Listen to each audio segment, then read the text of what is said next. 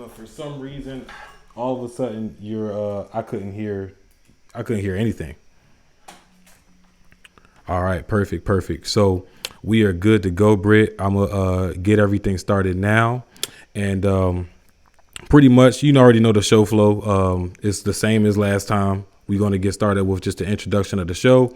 Then I'm gonna introduce you, and then we're gonna go rocking from there. Okay. Coolio. Well, what's going on, millionaires? You're tapping into the Million Dollar Mind Podcast, episode 148, tapping into lucrative industries using business credit. Now, today we have our guest on the show. We have Brittany Brown, the investor Britt, who is joining us. And Brittany is an investor, credit repair coach, wealth coach, serial entrepreneur, you name it. She's got it going on. So, Britt, I'm going to pass the mic to you and let you just kind of do a little further introduction of yourself. Tell us a little bit about you, and more so, tell us what our guests can expect from today's episode. Awesome, awesome. Thank you so much for having me as a guest. It's always great to be back, and the energy's always been A1 since day one with us both. So I'm always here to kind of congratulate you on all your major accomplishments as well. So my name is Brittany Brown. Like he said, wealth coach is almost underrated at this point. I'm pretty much a strategist. I feel like there's a lot of people who call themselves experts and professionals and things like that, which I'm not knocking them, but I've pretty much everything that I'm doing is based off a strategy. So I'm just here to kind of train the masses and just really teach people things of hurdles that I actually encountered. Nothing that I'm doing I was taught. I actually went through it myself. I heard a whole bunch of talking, a whole bunch of people who are on Instagram acting like gurus, but it's all a facade, to be honest. And I really want to help myself and my people and my friends and family and strangers, people who really want the help. And during this pandemic, I have too ran through different hurdles and had to restart and revamp on my own, to be honest. So what I do now, like I said, is pretty much just as a strategist. I'm pretty much here to design and achieve the overall come up. So it's an honor to be here.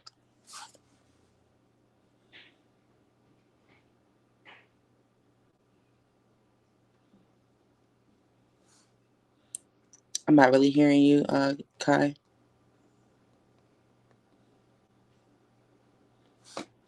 I can hear myself. I can't hear you. No. Can you hear me now? Yes. All right, perfect. I see what happened was. So, yeah, so Britt, I was saying, appreciate it's an honor to have you on the show. And like you said, the energy between us has been A1, day one, like you said. And we've actually had you on the show previously. So you a vet to the show. And for those who are joining us for the first time, welcome back to the Million Dollar Mind Podcast. I'm your host, Kai Speaks, and this is the world's most trusted podcast for passion attraction. And you are in the right place if you are here looking for money making tips and tricks to just living a more passionate life. You heard a little bit about Brittany and her journey and why she does what she does. But Britt, with you being a vet on the show, I do want to just dive straight in, right? So I want to start off by referencing this old tweet. I was scrolling through my Twitter and I saw a tweet from 2013 where I said, I would prefer 60K and be debt free versus a 810 credit score with debt. And knowing what I know now, to me, that sounds like a very immature tweet. Some people may even agree with what I said, but for what I know now, I 1000% disagree because I'm learning that you can leverage debt to get cash flow. So I got kind of want to start there and, and ask you, in what ways have you been able to creatively, leverage your debt or leverage credit to be able to fund and, really live the life that you want to live? So awesome, awesome question. I'm glad you mentioned that. I used to do the same. I actually used to take the 810 credit score, but nowadays, learning more so about the business credit, I have learned a lot. Right? See, being debt free doesn't mean that you have to have no mortgage, bills, or car payment. It means you basically carry a manageable amount of debt. So if you want that 60K and can manage that 60K and turn that 60K into 600K, then go for it. An 810 credit score could be 15 trade lines on your report with 8 collections in a repo. So let's just really speak facts. What works for Kai isn't going to work for Brittany all the time.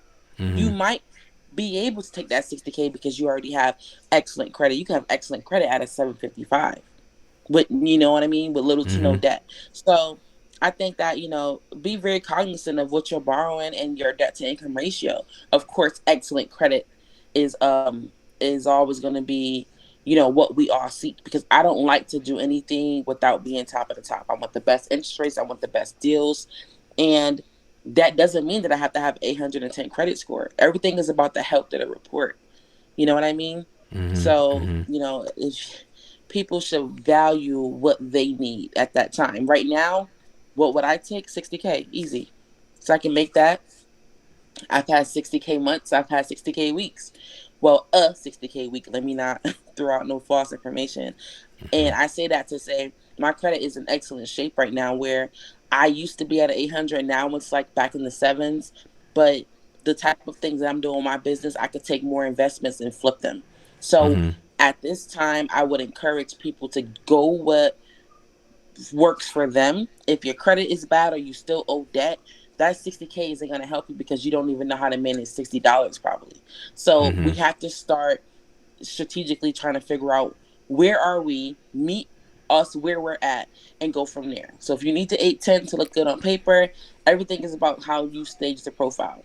Business Right. credit is weak because my 810 personal credit score is not going to unlock millions of dollars as my business will. So I chase a paydex score. I don't chase the 810 anymore. Okay, got you. No, that definitely makes a lot of sense. So it sounds like you're saying it's really on a case by case basis where you have to pay attention to where your skills are and what your needs are as well. As far as the skills, you got to see if you're able to even, manage those funds, right? Because you can get the cash and easily use the cash for the wrong things, or you can even get the trade line and get a 60K loan and not know what to do with that, and then obviously now the 60K turns into bad debt when it could have been used for good debt. So like, what are some of the situations or I guess possibilities people should be like mindful of or wary when just trying to figure out where to start? Let's say I have a pretty average good credit score. I have a 680. That's pretty much what they say, to have the goal to be or better to get a house, right? Let's say I have a 680 credit score, and I want I don't really have no I don't really have a savings. Where should my focus be in that case? Should I be focused on saving a whole lot of money, or should I be focused on leveraging that 680 to maybe, come up on some funds to make some plays? What would you be doing in that situation? See, you have to pretty much, everything's about checks and balances, right? So Mm-hmm. I would have to know if the debt is good debt. All debt doesn't mean that it's bad debt. You know what I mean? So if it Mm-hmm. increases your net worth or has future value, then it's good debt. And if it doesn't do that, then you don't have the cash to pay for it, then it's bad debt. Don't take that money just to blow it, or try to pay down things to think hope the score go up. The 680 again, I don't know what it's looking like, and I would be lying if I can. It doesn't work for everybody. So the average bank or business bank account or high limit credit cards, they do take you out at 680 or higher. Mm-hmm. But anything in the sixes, to be honest, it could be a 699. It's something missing that it's not excellent credit, and I'm just being Right. honest. But I know people that can get approved with a strong 680 over a sloppy 750 any day. So I would say choose the debts. If you have good debt, then yeah, leverage the 680, because you can always build that higher by increasing positive trade lines, or um try to take the money and pay things down and flip it if you know how to hustle. That's a good point. That's a good point. And it's really about learning to hustle. And that's going to come way beyond what you and I are going to talk about on this call. That takes people, investing in, different books, reading up Hmm. on, stocks, if that's what you're passionate about, reading up on real estate, if that's what you're passionate about, but figuring out what's going to work for you, and then maybe Right. duplicating what other people are doing. So, I guess that makes a lot of sense. So, in this case, what do most people do from your experience that they think they're helping their credit, but they're actually harming their credit? You said what kind of instances? like what do most people do, right? Like I can't even think of an example, but what's something that a lot of people think they're doing? Like, hey, yeah, I'm doing this to help my credit, and then Oh, you turn around and be like, hey, that's not really helping your credit. It's actually harming you. opening self accounts. That's my biggest pet. Mm. Not a fan of self chime. I understand that the starter cards. See, people are still chasing the score, Kai. They don't really get it. You know what I mean? They're chasing what looks good. If you want to see a high score, your credit go up, Photoshop it. Let's really focus on the health. Health brings wealth. You don't want to be wealthy and unhealthy. It doesn't go. It goes hand in hand. So I say that to say, adding a self account is basically have it's like a secure right account. Right. Once you pay that amount off, self is gonna close. So it's only a temporary boost. I'm not telling you what somebody told me. I'm telling you facts. It does help someone who's looking to build their credit for the time being. It does help someone who can't get approved for anything else for the time being. I know how people have started self accounts and now they're at 800 credit scores because they have high limit cards. So what works for you doesn't work for them. I wouldn't encourage you to voluntarily put anything on your report if it's going to be what we call a term loan. It's going to have an expiration date and it's probably going to be within a year. That year of history is going to close and be extinct once that account closes.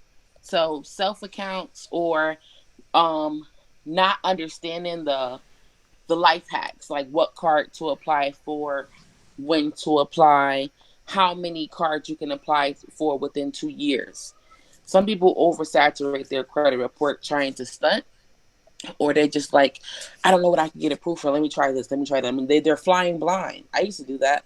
I used to get approved for stuff because I kind of always knew a little bit about it, but now I know how to apply on applications. I know when to apply for them. I know when not to apply and which banks pull which credit bureaus because I'm in the finance meetings.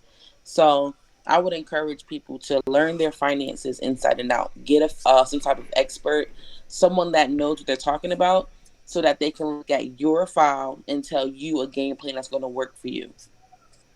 Damn, Britt. Like I actually, man, you hit home with that one because I'm one of those people, right? I have a self account. I even got a Credit Strong account where, I'm paying monthly, just to kind of keep me up in that 700 club that I want to be in.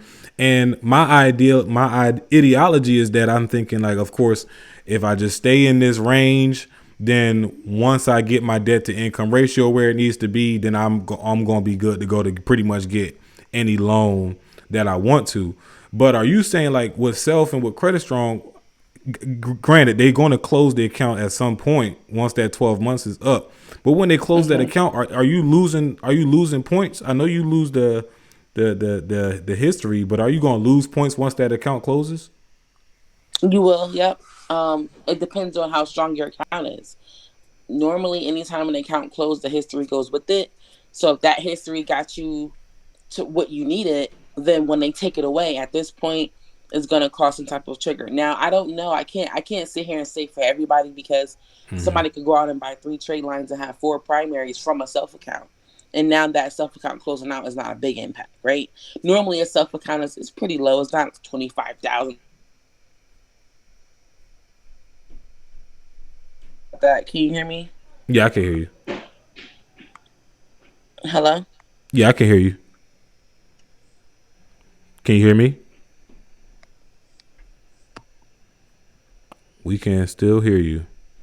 Hello? Yeah, we can still hear you. Hey, can you hear me? I sure can. I'm not Okay. sure I why. can't hear you, but you can hear me, so we good. Yeah, I can hear you. Hello? Okay. All right, cool. So yeah, what works for you isn't gonna work for the next person. So I can't sit here and say that, somebody can have 3 trade lines and 4 primaries from a self account. So when that self account closes out, it might not impact them just as much. It might impact someone who has a self account and maybe a Capital One card or maybe a starter card. So I would say that it's just like, our weight. If you look good in your clothes and the scale says you're 150, but you have diabetes or you have gout or you have something going on with your nutrition, don't focus so much on your numbers, focus on the health so that you can pretty much, have like more so longevity. So adding a self account, I won't say it's bad. Would I ever recommend my clients doing it? No. However, if you are just starting out, like what you're doing, Kai, is not a bad thing. But I know that it's gonna close out soon, so you should definitely let me help you with a hack so that when it does closes, you're good. Yeah, yeah. I'm definitely gonna need to get to you with that hack ass. Oh man, you can't hear me. You can't hear me at all? Like I can hear you, but you can't Oh hear me. man, I mean, I'm trying to read your lips, Man, I don't but know I cuz can't hear I be you. slurring. I'm from Philly, I'm going to that sucks. That sucks. All right, let me see here. We having some technical difficulties, man. Uh Probably leave and then come back and see if that help. I don't know. Try to leave and come back. Yeah, All right, yeah. you want me to do that? Okay. Yeah. All right, so while we waiting for Britt to come on, man, she giving up some game, which I don't know what's going on here. Why we can't hear her, but we gonna see if we can get this popping. So here come Britt. Britt coming back. Guest is in green room. I'm back. You back? Can you hear me? Yes. Ah, All right. man, they don't want us to be great. Yeah, they didn't. You was spitting some gas too, but I was saying I definitely gonna have to come to you because what you're saying right now makes a lot of sense, and I'm even thinking that Self and Credit Strong, like both of these apps, as tools for a lot of people who are building credit, like those secure cards and things of that nature. Hmm. Um, would you say that these are like the primary methods that someone can use if they're in a situation where they have no debt, they have no negative items, but they still flow in around that 600 credit score? Pretty much is what it looks like, is they don't have any history. Would you say that those are probably is probably the best time that you want to be using those types of um plays or hacks? No. Honestly, everything about credit is based off a relationship. So have a relationship with a bank. You can be a 16-year-old with no credit and can get a secure card because your money's going to talk for you. So why add that money or whatever you have to get for these starter self accounts? I'm not knocking self, and I don't want anyone that's representing self to think that I'm, you know, attacking them. It's kind of like adding your light bill to your credit report or your Or your rent? Comcast to your report. Once you move in wherever location don't take Comcast, now that report is going to say you don't make any payments anymore. So now they're going to reach out like, hey, haven't made a payment. We can't report it next month. Now it's looking as like a derogatory. You don't pay your bills. You voluntarily added this to your report. Something so much has happened when you can't make that payment or something happens, they close the account out. Now it's a derogatory mark. We can't put ourselves in situations for people to say we didn't pay something. Right. A bank, you can talk to them. You can have a relationship with them. You can explain to them. You can talk to the underwriter. You can get the underwriting guidelines. Then you can move on from one bank to the next bank. So I would encourage anyone who don't have any type of credit, or maybe you just came to the country and you don't know where to start, get with someone that can tell you what's best for your score, even if it's a dash and you don't have a score.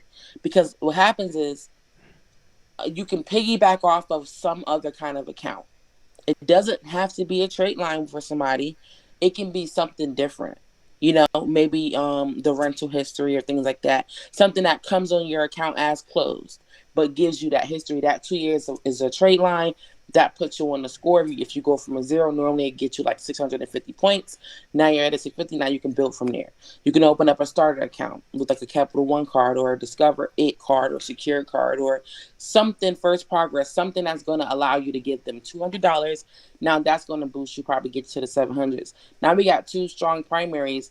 Now we built from there. Self, Credit Strong, My Jewelers, they still have that around or whatever. Again, not an attack. What you're doing is not wrong. But we got to start spreading awareness because when that account closes, your square drop, the first thing you're going to think about is, what did I do wrong? Paid the account off all the time. Right. And Right. it's like, okay, well, it was open. You have to use it when it's like a trade line. You buy a trade line, you got to use it. What is the purpose of this trade? You buy a house, buying a car, buying getting a credit card. You cannot just let it fumble and sit on your report. It's going to be extinct in 90 days or Mm-hmm. 60 days, depending on the trade. So you got to use it for what you got to use it for to get what you want. So when that account closes out, because it will, it's not yours, then at least you know that it won't really affect you as much. Yeah. Yeah, that makes a lot of sense. It's just understanding that it's temporary. It's not Yeah. a, oh yeah, I got this thing, so now my credit's always going to be good. It's definitely not that. It's a temporary solution, and I think I went into there. I definitely went into that understanding that it was temporary and understanding that okay, I got 12 months to get everything right and getting things to where I needed to be, so I can make these certain plays. Speaking of plays, right? I really want to have this conversation, Britt, because I think nowadays, with there being so many things people are interested in tapping into, like Airbnb or real estate or trucking and all these industries that it wasn't possible for most people to get into because of the upfront investment, where now people are learning or catching wind to the fact that just being more credit conscious can put those types of industries closer in your hands. So like, how can you really make credit, worth the or how can you really use credit to make those types of investments more obtainable? Is this like a long term game? Is this like a short term strategic game that we're playing? Obviously, we gonna want to come to you, because whatever you say right now, I'm just like, hey, give me some more, so I can, once we done with this call, I could be like, okay, I got to go to Britt for this, and this. So lay it on us. What's the blunt and honest truth? Anytime you are looking to make an investment, you have to look the part. Would you let, I'm just asking you a question, it might be a little far fetched. Would you let your a crackhead uncle borrow money, or would you let a uncle who's probably a lawyer go to work every day but a little down and out? Like, you Yeah, I'm cannot definitely gonna let ask to this the borrow latter. money, right? If you cannot ask to borrow money, if I look at your report and you owe everybody else, you have to look credible. So even though there is ways around investments, everybody wants to know who's the person and are they credible. They might not care about everything that's on your account, but you as an overall is going to be a sheet of paper and how good you look on that paper. So always know where you stand, because now you have a case. If you stand here, there's several factors of an investment. They're going to want to know P&L sheets. What are you bringing in? What are you losing? Can you manage that money? How your finances look? Do you pay things on time? And if there's cash flow, you don't have to use capital and collateral for everything. But if you're using your credit or you're using one or the other or both, everything needs to pretty much be what it says. Everything definitely needs to be aligned. So I mean, it really just sounds like Yes, seriously. relationships. Yeah, And so, relationship, because the bank needs to be able to. The bank that can care less about an LLC or how long you had an LLC. I think the average person thinks that having an LLC puts them in business. See, America states that you are in business if you sell a product or you provide a service. So if you're a dog walker on the weekends and you walk your neighbor's dog, you have a business. You don't have to have an LLC for that business. But if you've been with Wells Fargo since you were 16 or Bank of America since you were 16, you have a relationship with that bank to go get a business account with them because they know you. Then open up the same day. If you have a 680 or higher credit score, same day you open up a business account, apply for a business credit card, you're going to get approved for the card. They don't care if the business is 2 hours old or you don't have an LLC. You just have to have your organization and articles all intact. They're going to give you at least 16K or higher for a business credit card because banks want to give people debt when you have a business. They know that you can manage it. That's what it's there for. They need to use it or they're going to lose it. So they want to give you debt, but they just have to make sure that you're not lending risk. Is Kai going to run off with the plug? you know? and so, I mean, you said a great thing about the relationships. On one end of the relationships is how long you've had accounts open with these different banks. But I think with that being said, we also need to be clear that people need to understand that the longer you have an account, they know your spending habits. So it's time to be even more conscious about how you spend. Are those things looked at, like spending habits and things like that? Because I think most of us just think, debt to income ratio, but already looking at how often you swipe your card and how much you withdraw funds and things of that nature. Are you talking about a debit card or a credit card? Debit card, because most people that I know actually look at credit cards as something that they want to stay away from, something that's bad. So let's just say debit card. Debit card is pretty much not relevant because it's my word against yours. You don't know where I really house my money. You only know what's in your institution. Mm, So your card isn't money that they gave me. It's my money. So you can't tell me if I buy too much wigs or lip gloss that you're not going to give me money. However, if it's a business card, and then they're gonna want to see how well you manage the money and what your cash flow is. So if I'm depositing $6,000 to $10,000 a month, they know what I can afford and how I'm leveraging it. They can care less about that. But credit, when you're borrowing somebody else's money, that's what they're looking for. How much are you using the money? Do you need more money? Because can you handle the money that I gave you, or are you burning the money out and you're paying me back minimally, and now I can't trust you with any more limits? So debit cards don't really hold no weight. It's a liability. Once the money's gone, you have to make more money to come in, and now you have people on your business. You never want to show any bank your whole hand. Don't let nobody, no financial advisor fool you. You never go with everything. Here's my pockets. Here's my house. Here's my wife's keys. Like, no. Here's what I got for your institution. What do you have for me? It's a trading business. yeah. Yeah, and it's a trading business, and it's going back on the relationships a little bit more too. Is it as easy as Of course, we have the duration, right? Oh, I've been with you guys for X amount of years, but is it also as easy as like calling? Are underwriters really on call like that, where you can call an underwriter and like establish a relationship with the underwriter at, let's say, Navy Federal? Is that a thing? With the underwriting department, normally no, but the loan officer, yeah. I've closed plenty of deals over the phone, especially for my clients that needed mortgages. See, a lender, they want to see how reliable you are. Are you as a potential buyer? So they're Right. looking at an overall picture: your credit history, your credit score, your income, your cash, and your investments, your assets. They just want to know. Okay, we have $2 million to spend this week for this quota. We can give Kai 600,000 of it. Why? Because he can manage that type of debt. His credit score is consistent. He's 30 years old with 20 years worth of credit. You know what I mean? Now they're looking at you as some type of candidate. I think people think that banks are like those cartoons where you go to the back and there's a vault with money in there. No, they're making people pay interest every month. So somebody somewhere has to be able to fund them to give you that money. And all banks don't have long money. They'll outsource it. Navy Federal was a great place if you want a high credit card and a mortgage, and if you know someone in the military. But for a business account, I'm going to always go with Chase first and Bank of America second. That's the top banks for business that people can.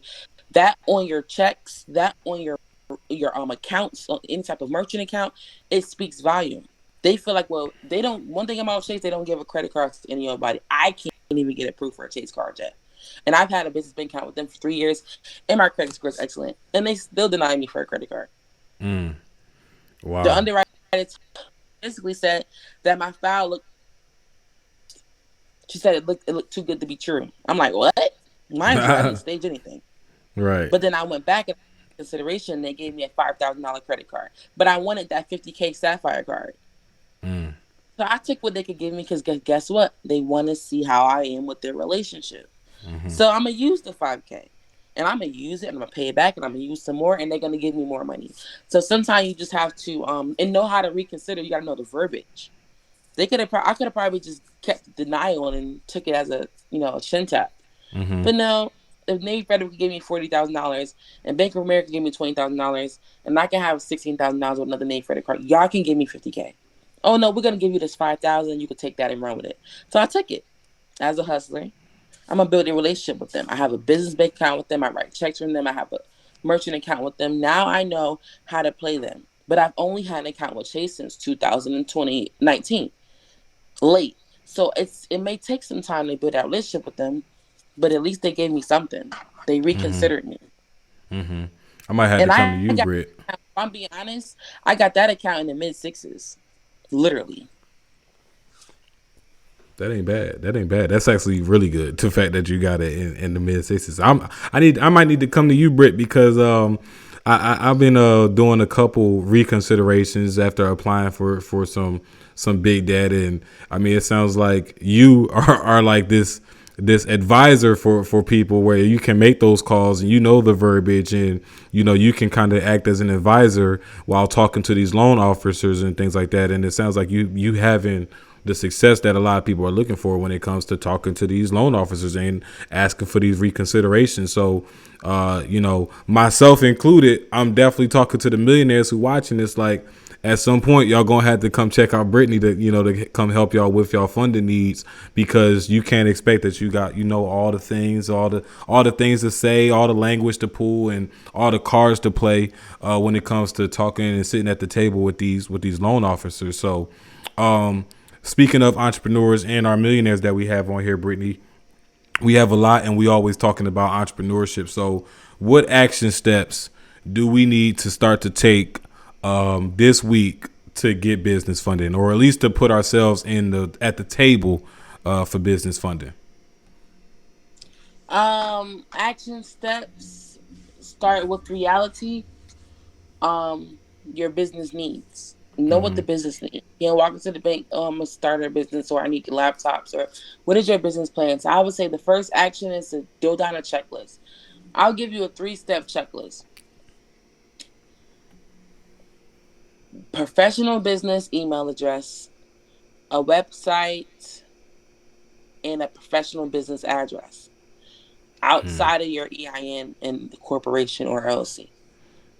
That technically is a 5-step. If you have all those 5 steps checked off, then move to tier 2. Tier 2 would be obviously how I build business credit. I go off the basics. People think that they can have a Gmail account, or you know how people are. Like, we were people at one point in time. Like, I didn't not know it all. I was still running my business, and when I was in network marketing, I'm winging my way away from that. And I haven't really been active in network marketing in the last 5 months. However, I was still running this business like I was just I'm from the urban neighborhood, so I was running like a hustler. I could care less about the business structure. I'll do it later. But then I got denied for a loan because I had a Gmail account, and I'm like, what? But my business name is in it. I didn't know any better, and then I was using a virtual address that was just cliche to the bank. The bank was like, how am I going to give you funding when you don't look like a legit business? I didn't look good on paper. So that's a checklist. An email address can cause a deal breaker for your business. And I think that this week, go, look at reality, where you are in business, how's your finance, how's your credit. You should be able to get business funding without using your personal credit or collateral. Everything about business or credit is all in the application. How good you look to the blender. Don't focus on where you at. Focus on who you know. Seriously. If you know someone, I have all the underwriting guidelines for most banks in 46 states. What works for Georgia might not work for Connecticut or New York or PA, but it might work in Maryland. So, like I told you, everybody's case by case. So, if I were you guys listening, all the millionaires, those minute things, back to the basics. Don't just go on the website and find a virtual address because you're doing it out your house. Because the virtual address that you might have might be sufficient for different codes, like a restaurant or someone who has a lash business. It might not be for a real estate agent, or it might not be for an investor or a consultant. Don't use words like consulting in your business name or your investor. Those are red flags to certain banks, because then they're gonna want to see P&L sheets. Because if you're an investor, that means you're about to come gamble with my money, and I want to see how much you're making and how much you're losing. Right.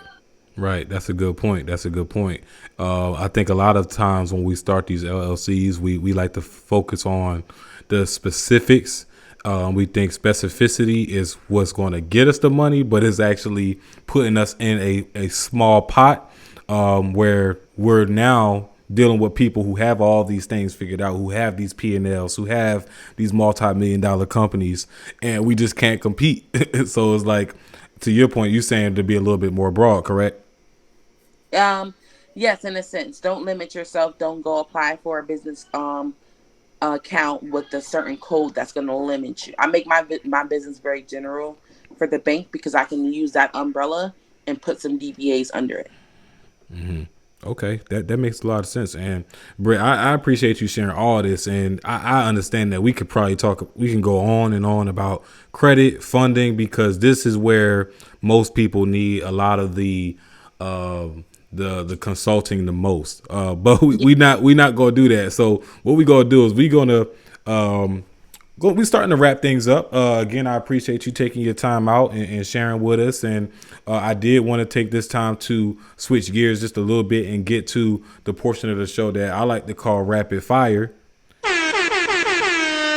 And with rapid fire, we pretty much just got the 5 random questions. You already are familiar with the 5 random questions from being a vet. But it's just for us to kind of like just switch gears a little bit, have a little bit of fun, be brief, be brilliant, but most importantly, have fun. So try not to overthink any of these questions. They have nothing to do with what we've been talking about for the last 25 minutes. But let's get it. You ready? I'm ready. All right, perfect, perfect. So we have first, what happened on your worst date? Ah. First one. What happened on my worst date? Mm-hmm. Okay, so I went out. I went out with a guy. I date guys. I went out with a guy, and I didn't really get a good look at him. Like he was nice looking, you know what I mean. He was fly, but when he started laughing, he ain't have no teeth, and I couldn't eat anymore. And the teeth that he had was like yellow, and you know how the teeth be like fighting each other, like Yeah, like all the they time. just they doing the damn lean with it, rock with it. Yeah, and then like one of them was gray, and he had no teeth on the side. So yeah, that was probably the worst thing. I know that's cosmetic, but I was eating, so it hurt my stomach. Nah, I'm with you on that one. I probably would have had the same reaction. I'm not even gonna lie. All right, second one. What would you do if you were invisible for a day? um, I would probably stalk Will Smith. I Stalk want to Will take a Smith? day. Yep, I want to be all on his computer, all of his bank accounts. I want to see exactly how he move and steal some of his contacts. Mm-hmm. Yeah, I mean that sounds like a very good day. That sounds like a very good day. You're gonna learn a lot for sure, Okay, and but probably I'm have a lot scared. of fun too. Right? Who knows with him and Jada? All right. So, all right. Number three. What is something that you get wrong almost every time you do it? Um, Pump gas. I cannot remember the pump I use. I can stare at it, and I go into the gas station and I have to step out again. As far as like what side the pump is on, or like the grade. Um, oh, that too. I have a new car, so sometimes I'm on the phone and I'm not looking, and then I have to turn the car all the way around, and yeah, Wait. So you I'm don't like a just pay at the pump? gas. You pay at the cashier? Yeah, I go inside. Now I'm starting to learn a lot about finances. I don't really trust my cards with those pumps. No, you got a As point much as there. I don't want to walk inside, I do. Yeah, I mean you brought up a good point. Especially if you in the hood, then that's when I'll be like a little skeptical about swiping my card at the pump because I did hear they be having those horror stories of people reading your cards and stealing your information Hmm. and all kinds of stuff. All right, Yeah, what I is used to some? be. No, Go I'm ahead. not. I used to be careless, but now business is growing. I gotta protect my little bit of change. Oh yeah, no, always. Even if you ain't got it, you should protect it. For real. What is something that you hate but wished you loved? Um, Let me think of something different because that was about to come out wrong. Honestly, maybe it won't come out wrong. Hit us with it. I hate sometimes. I'll say sometimes. Sometimes I hate being bothered. Like I know it sounds weird, but it's like I work with people all the time and their personalities, and I'm a mom. My son has special needs, and I don't really ever get time to just be with Brittany. Like my I think the most time I get is probably in the bathroom when I first wake up in the morning because that's when he's still asleep and my phone isn't really going off and I don't pick my phone up. So sometimes I don't want to be bothered and I wish I loved being bothered, but I'm not I'm more introverted these days. So That makes a lot of sense. That makes a lot of sense. And I hope one of these days soon, and more often than not, you can spend more time with Brittany, because that being with self is an important piece. That meditation is an important piece. I actually just start waking up at like 6 a.m. so that I can more consistently spend time with myself, because I was feeling the same way pretty recently. All right. mm, Last question, the final five. If you were stranded on a desert island and could only choose one person to keep you company, who would it be? if I was stranded on a desert island and I can choose one person, Method Man. Method Man? Yep. You definitely gonna get some good entertainment out of that one. Mm-hmm. Nothing else to go on there. There definitely gonna be Maybe some entertainment. and if your kids watching, don't ask me to explain. That's why I said we just gonna leave it there at the entertainment. We just gonna leave it right there where it is. All right, so Britt, I appreciate you keep being brief and brilliant on the rapid fire. We're starting to wrap things up, and again, I just gotta say I appreciate you for just joining with us tonight, dropping the gems that you've been dropping on our millionaires out there that'll be tuning in. So the closing questions I got for you. Let's start off with this one right here. If you could give us a red pill versus blue pill scenario, what would it be? What's the option? No, I'm giving the balls in your court. You give us the red pill, blue pill, and then what I'm gonna do is I'm gonna put it on the polls, and I'm gonna have people vote and see which Okay. one they'll pick. I say the red pill. You always want to stay close to the fire. So the red pill is fire. What's the blue pill? Playing it safe. Playing it safe. All right. So red pill, take the risk, and then Mm-hmm. blue pill, playing it safe. Yep. There you go. There you go. So we actually gonna put that on the polls. I'm gonna put it on the Facebook group.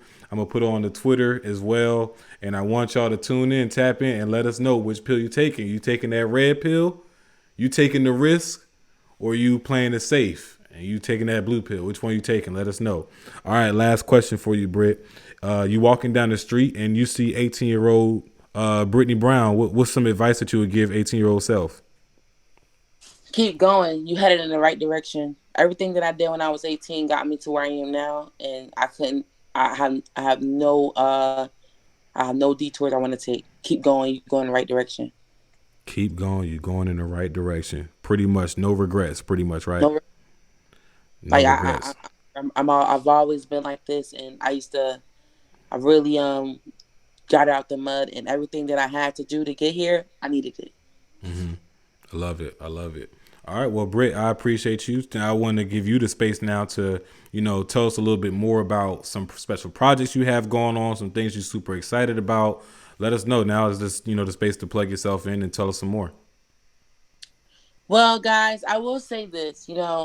I'm a realist, and I just want to thank you, Kai. Since I encountered with you, I've always been a fan from just your hustle, just your, the way you carry yourself, your delivery. I see a lot of you in me. That's why I always called you my cousin. And you know what I mean? And we talk the same language, and I'm happy that we can still be connected. And I want to tell anybody out there that if you are serious about your business or yourself, people will will be inconsistent sometime, but never give up. I'm telling you, I done been high, I done been low, I done doubted myself, I done went back on Indeed just because I feared what I did not know. Bet on yourself is gonna get you where you need to get to. And this business that I'm doing now has expanded in multiple ways.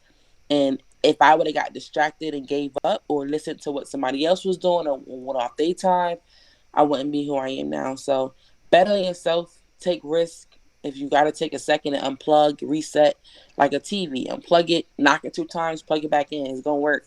So bet on yourself. It's not over till it's over.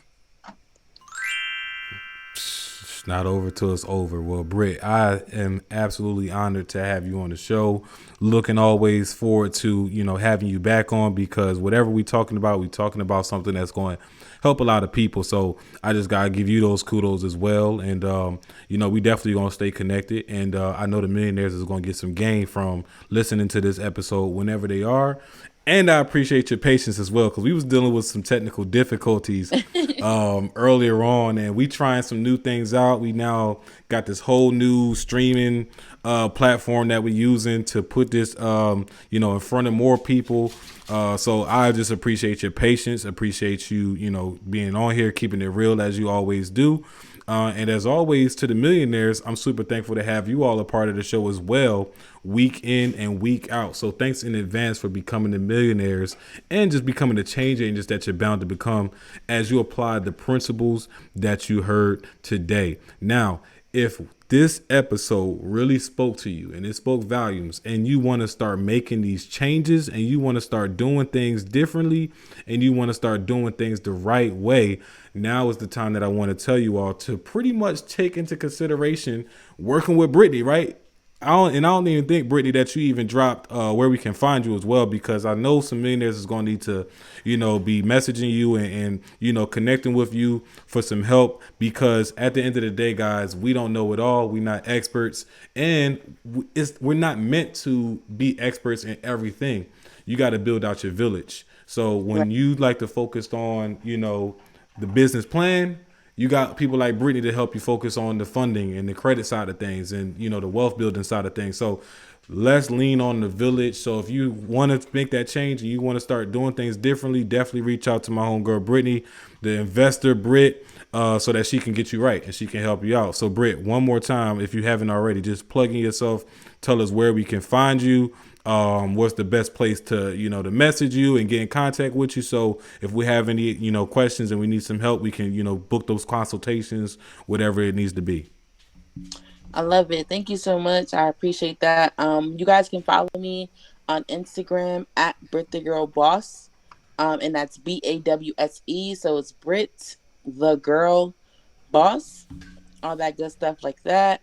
Also, you can also find me on Facebook, Brittany Brown. I do have a website being revamped, so I will add that to my bio on Instagram.